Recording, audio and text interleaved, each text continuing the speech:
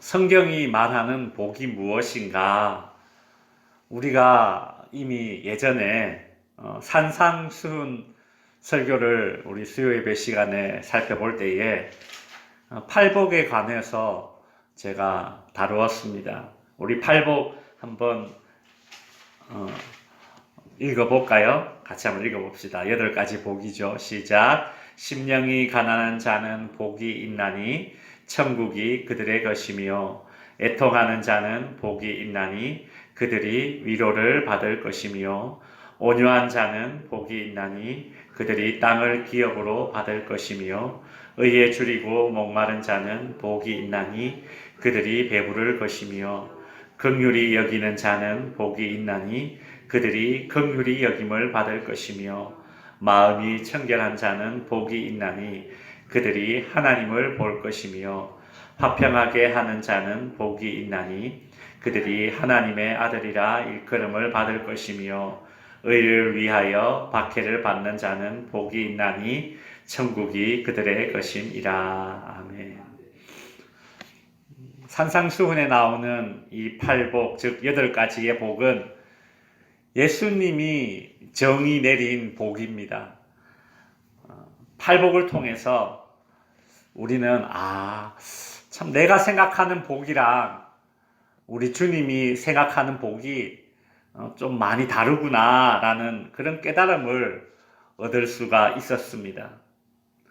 팔복은 산상수훈 전체 설교 가운데 일부분이기 때문에 우리가 이때 팔복을 다룰 때에 복의 개념, 일반적인 개념 전체를 다루지는 못했었고 본문에 충실하게 그렇게 말씀을 살펴보았었죠. 신구약 성경 전체가 말하는 복의 의미를 우리는 다 다루지는 못했었습니다. 그래서 오늘부터 향후 몇 주간은 수요일 저녁마다 성경이 말하는 복이란 무엇인가 라는 제목으로 설교를 할까 합니다. 먼저 우리가 흔히 사용하는 단어인 복 그리고 축복 이 두 단어의 차이점 그리고 개념을 한번 정리해야 될 것 같습니다. 우리는 복이라는 단어와 축복이라는 단어를 굳이 그렇게 구분하지 않고 사용하고 있습니다. 그렇지만 엄밀히 따지자면 복과 축복은 그 의미가 좀 많이 다릅니다. 성경에서 복과 축복이라는 단어를 어떻게 다르게 사용하는지 우리는 알아야 합니다. 먼저 복을 살펴보겠습니다. 성경에서 복이라는 단어가 제일 처음 등장한 것은 창세기 1장 22절입니다. 보시면 하나님이 그들에게 복을 주시며 이르시되 생육하고 번성하여 여러 바닷물에 충만하라 새들도 땅에 번성하라 하시니라. 이것이 성경에 처음 등장한 복이라는 단어입니다. 하나님께서 천지를 창조하실 때 5째 날에 하늘의 새와 바다의 물고기를 만드시고 그것들에게 복을 주셨습니다. 그러니까 다시 보여주세요. 여기서 그들에게 복을 주셨다라는 그들은 사람이 아니죠. 뭡니까? 하늘의 새와 바다의 물고기입니다.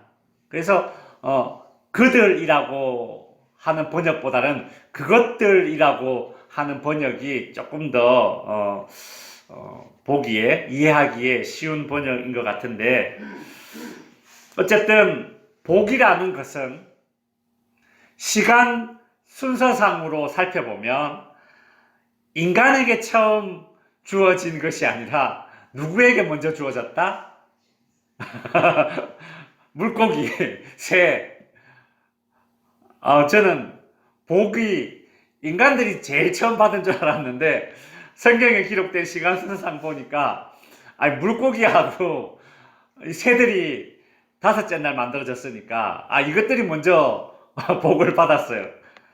그리고 이제 창조 여섯째 날이 되었습니다. 하나님께서 드디어 땅에 있는 짐승들과 그리고 인간을 만드셨죠.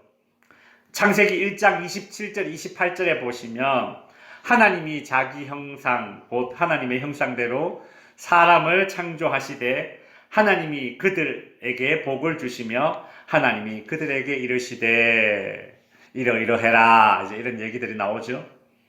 그러니까 하나님께서 인간을 창조하시고 나서 제일 먼저 하신 일이 무엇이었습니까? 창조한 인간들에게 복을 주신 일입니다. 창조하고 나서 인간들에게 제일 먼저 주신 것이 뭐라고요?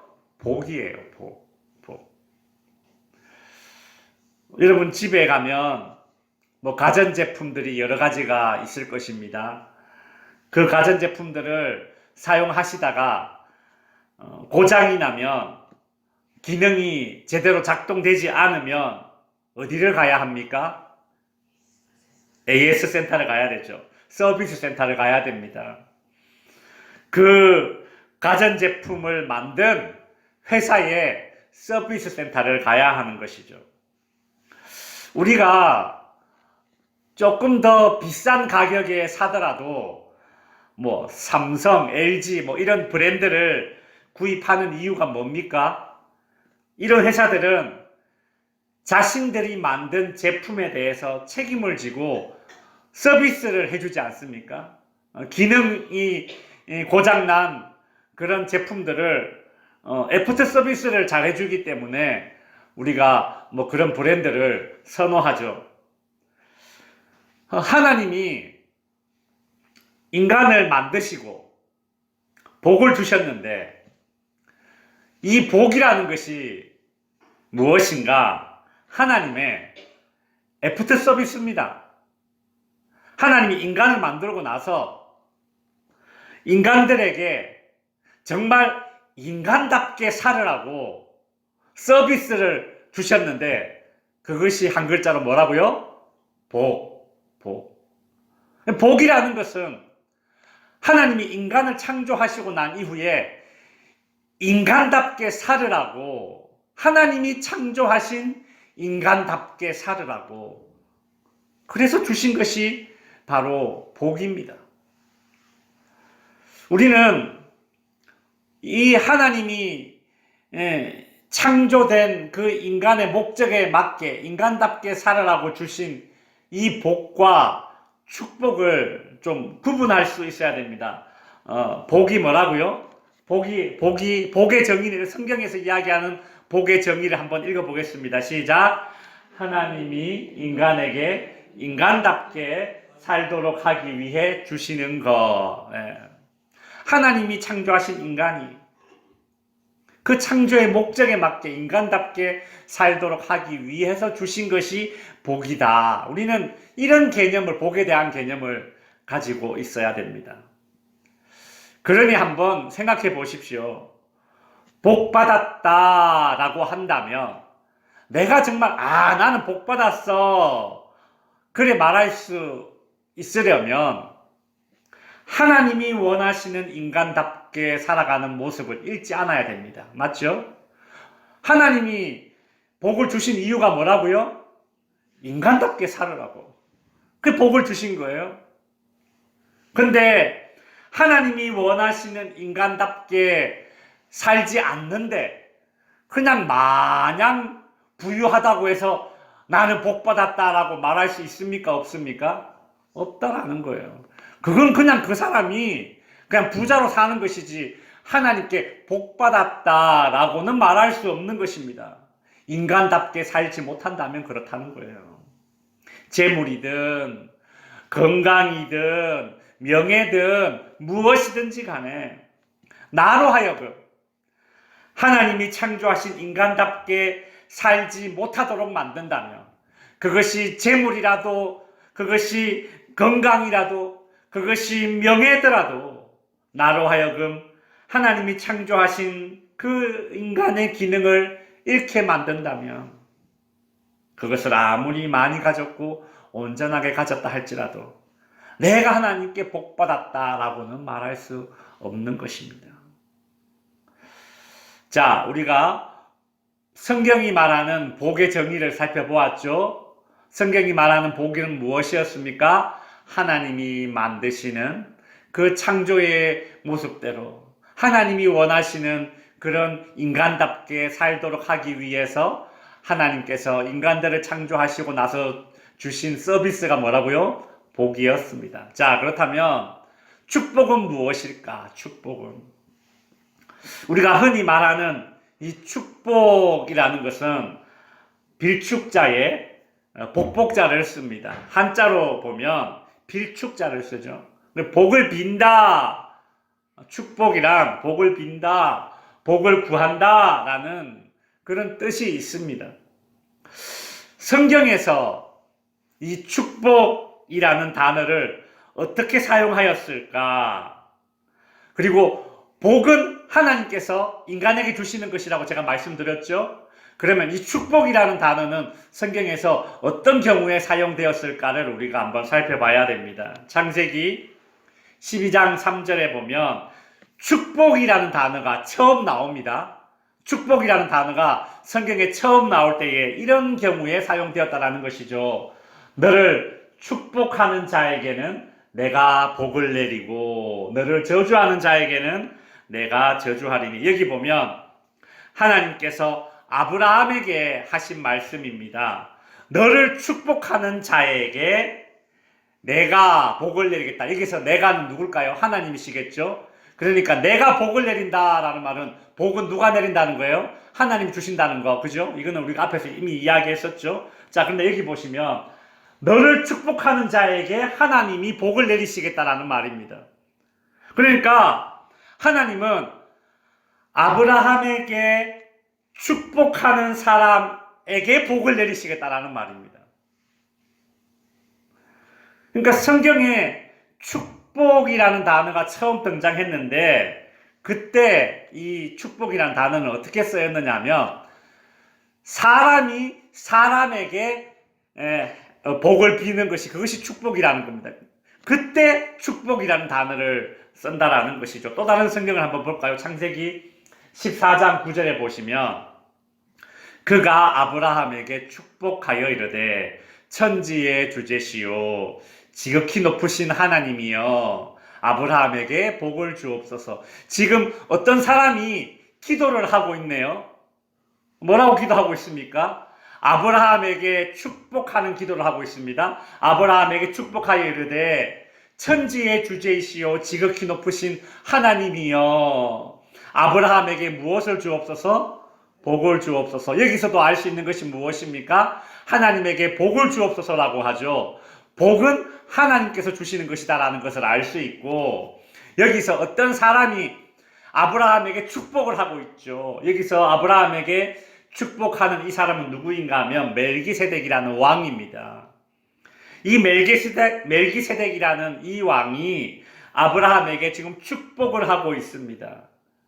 어떤 축복을 하고 있습니까? 하나님께 요청하기를 하나님 아브라함에게 복을 내려주세요. 이거 축복이죠. 그렇죠? 우리가 어떤 사람을 축복할 때에 하나님 우리 김영섭 집사님에게 복을 내려주십시오. 그렇게 기도할 수 있지 않습니까? 하나님께 하는 기도잖아요. 근데 사람이 그렇게 사람에게 그렇게 얘기할 때 복을 빌 때에는 축복이라는 단어를 동일하게 쓴다라는 것입니다. 창세기 27장 4절 한 군데 더 보겠습니다. 내가 즐기는 별미를 만들어 내게로 가져와서 먹게 하여 내가 죽기 전에 내 마음껏 네게 뭐하게 하라? 축복하게 하라. 이 말은 노년의 이삭이 그의 아들에게 한 말입니다. 내가 죽기 전에, 이 말은 이삭이 죽기 전에, 내가 죽기 전에 내 마음껏 너에게, 이 이삭의 아들에게 뭐하게 하라? 축복하게 하라. 성경은 항상 이 축복이라는 단어를 사용할 때에 어떤 사람이 다른 사람에게 그 사람이 잘 되기를 바랄 때에 그때 축복이라는 단어를 사용하고 있습니다. 자, 그렇다면 이제 정리해 봅시다. 축복, 복과 축복은 성경에서 어떻게 구분됩니까? 복은 하나님이 사람에게 주는 것을 복이라고 하고, 그죠? 축복은 뭐예요? 사람이 사람에게 하는 것을 축복이라고 합니다. 이 두 개를 구분하셔야 됩니다. 자, 그래서 우리는 하나님께 기도할 때에 하나님, 우리를 축복해 주십시오, 그렇게 말하기보다는 하나님, 우리에게 복 주시옵소서, 그리 말하는 게 맞죠? 네, 맞아요. 그리고 우리 교인들끼리는 집사님을 축복합니다, 권사님을 축복합니다, 그리 말하는 것이 더 성경적인 그런 구분이 될 것입니다. 지금까지 복과 축복을 성경이 어떻게 구분해서 사용하는지를 살펴보았습니다. 그렇다면 이제부터 성경이 말하는 복이 구체적으로 무엇을 가르치는지를 이제 살펴볼 것인데, 이제 향후 몇 주간 성경이 말하는 복이 구체적으로 무엇인가 한번 다뤄볼 것입니다. 우리 대한민국이 속해 있는 이 동양권에서는 뭐 중국, 우리 한국, 뭐 그리고 일본도 마찬가지고요. 유교 문화가 있는 이 동양권에서는 복을 이야기할 때에 오복을 이야기했습니다. 오복. 화면 한번 띄워주세요. 오복. 5가지 복 알고 계시죠? 그죠? 그 5가지 복이 무엇입니까? 첫 번째가 장수하는 것. 두 번째가 뭐예요? 물질. 세 번째가 뭐예요? 몸이 건강하고 마음이 평안한 것. 그다음 네 번째가 뭐예요? 착한 마음씨를 가지고 사는 것. 이것도 복이죠. 5번째가 무엇입니까? 편안한 죽음. 편안한 죽음. 이게 이제 우리 동양권에서, 유교 문화를 가진 동양권에서는 오복이라고 해서 이 5가지를 복이라고 봤습니다. 이렇게 보면 참 그래도 우리 이 동양권에서 가지고 있는 이 복이라는 개념이 물질적이고 물리적인 것에만 쏠리지 않고 나름대로 이렇게 좀 균형 잡힌 그런 개념을 가지고 있죠. 보죠? 장수, 물질, 건강, 평안, 그리고 착한 마음씨를 가지고 사는 거. 참 이런 것은 참 뭐 유교적인 그런 개념이지만 참 깊은 그런 가르침이다, 교훈이다, 그런 생각을 가지게끔 만들죠. 착한 마음씨를 가지고 사는 것도 복이다. 그리고 마지막에 편안하게 죽는 것도, 이것도 참 복이다, 그리 이야기하고 있습니다. 유교권에서는 이것을 복이라고 이야기합니다. 마찬가지로 성경에서도 어떤 복에 대한 정의가 여러 가지가 있습니다. 오늘은 그 중에서 첫 번째 것을 살펴볼 것인데, 성경이 말하는 복은 무엇인가? 첫 번째 무엇입니까? 번영과 창대함입니다. 번영하고 창대케 되는 것. 우리 창세기 12장 1절을 같이 한번 읽어보겠습니다. 1절, 2절 같이 한번 읽어볼게요. 시작. 여호와께서 아브라함에게 이르시되 너는 너의 고향과 친척과 아버지의 집을 떠나 내가 네게 보여줄 땅으로 가라. 내가 너를 큰 민족을 이루고 내게 복을 주어 내 이름을 창대하게 하리니. 하나님은 아브라함에게 복을 주셔서 아브라함으로 하여금 크게 되고 이름을 떨치게 될 것이라고 하셨습니다. 복은 기본적으로 잘 되는 것입니다. 하나님께서 주시는 복이라고 해서 어떤 영적인 복, 혹은 어떤 정서적인 복, 어떤 믿음의 복, 이런 것만 해당되는 것이 아닙니다. 복은 기본적으로 성경에서 이야기하는 복도 마찬가지입니다. 복은 기본적으로 잘 되는 것을 의미하는 것입니다. 하나님께서 주시는 복은 물질적으로도 그렇고 물리적으로도 그렇고 현세적으로도 그렇고 잘 되는 것도 다 복에 포함이 되어 있습니다. 여러분, 성경의 역사를 살펴봐도 그렇고, 지난 인류의 역사를 살펴봐도 그렇고, 하나님을 믿던 민족들은 대부분 다 크게 되고 이름이 창대케 되는 복을 받았습니다. 여러분, 창세기를 한번 보십시오. 아브라함, 이삭, 야곱, 요셉, 이 창세기에 나오는 이 족장들은 전부 다 크게 되고 그 이름이 창대케 되었죠. 로마 제국이 처음에는 기독교를 핍박했지만 훗날 이 로마 제국은 기독교를 국교로 인정하는 그런 일이 일어납니다. 기독교를 국교로 처음 인정한 나라가 바로 로마입니다. 여러분, 로마 제국은 자그마치 1200년을 존속한 나라입니다. 여러분, 이 인류의 역사상 1000년 이상 가는 존속된 나라는 정말 드뭅니다. 우리나라 조선시대 몇 년이에요? 500년. 조선시대 500년이라고만 해도 우와 하는데, 이 로마는 1200년 넘게 존속하고 그 정도로 크게 되고 또 이름이 창대케 되었죠. 그런데 우리가 알다시피 이번 주 주일날 살펴보았듯이 이 로마 제국의 국교가 기독교가 되었는데, 이 중세시대에 와서 이 가톨릭이 부패하지 않습니까? 그래서 독일 사람 마르틴 루터가 종교개혁을 일으키죠. 종교개혁이 일어난 이후에 그 독일 민족은 유럽에서 제일 창대케 되는, 제일 크게 되는 그런 복을 누렸습니다. 영국에서 종교의 자유를 찾아서 배를 타고 미지의 땅으로 떠난 사람들이 모여서 나라를 세웠습니다. 그 나라가 바로 미국이라는 나라입니다. 미국이라는 나라의 시작은 성경 중심, 경건주의를 주장했던 청교도들이 모여서 시작된 나라였습니다. 그 미국이 전 세계에 얼마나 많은 선교사를 파송해서 복음을 전했습니까? 우리나라도 복음이 들어온 것이 미국에서 파송된 그 선교사님들이 들어와서 복음을 전했지 않습니까?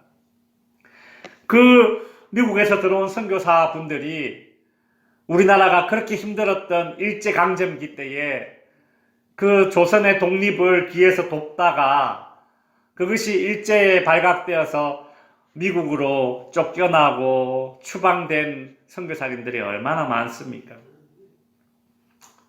그 미국이라는 나라가 그렇게 정말 신앙 중심으로 살아보려고 그렇게 영국을 떠나서 그렇게 모여서 만들어진 나라이다 보니까 하나님이 그렇게 크게 하고 창대케 되는 복을 주셨다라는 것이죠. 미국은 여러분 알다시피 지금도 대통령이 당선되면 어떻게 합니까? 성경책 위에 손을 올리고 선서하지 않습니까? 우리나라는 대통령이 당선되면 제일 먼저 어디 갑니까?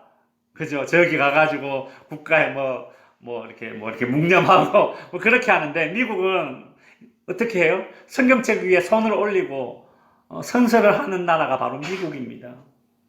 뿐만이 아닙니다. 미국은 국회의원들도 이제 그 해에 처음 모여서 이제 업무를 시작하게 되면 국회의사당에 다 같이 모여서 예배를 드리는 나라가 미국입니다. 제가 신학교 다닐 때에 가르쳤던 교수님 중에 한 분이 이제 교수님을 이제 그만두고 미국에서 이제 목회를 하고 계신데, 그 목사님이 미국 국회의원들이 국회의사당에 모여서 한 해를 시작하는 그 예배를 드릴 때에 이 한국인 목사 최초로 그곳에 가서 설교를 했습니다. 미국 국회의원들이 모인 그곳에 가서 한국 목사님이 설교를 한 거예요. 참 그런 나라입니다. 그러니 하나님이 그런 나라를 복 주시고 창백해 해주시는 것이죠. 물론 미국이라고 해서 뭐 좋은 것만 있는 거 아닙니다. 뭐 여전히 인간들이 모여 사는 곳에는 부조리함이 있지 않습니까?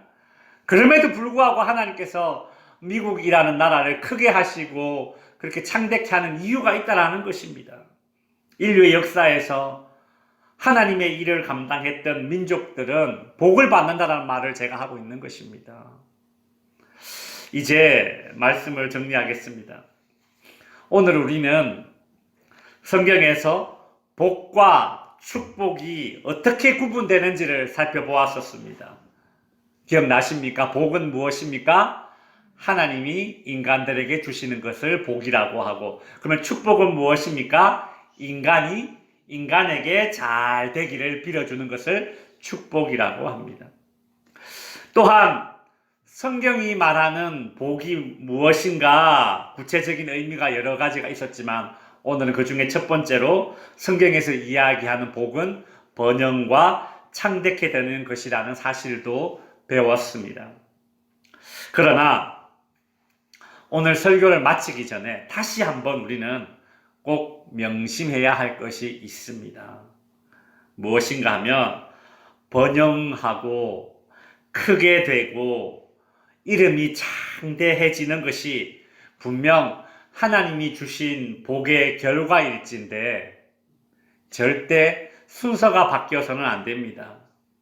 하나님이 복을 주셔서 그 결과로 번영하고 창대해진 것이라고 해서 복을 번영, 창대함이라고만 생각해서는 안 되는 것이고 번영과 창대함 그 자체가 우리 인생의 목표가 되어서는 안 되는 것입니다.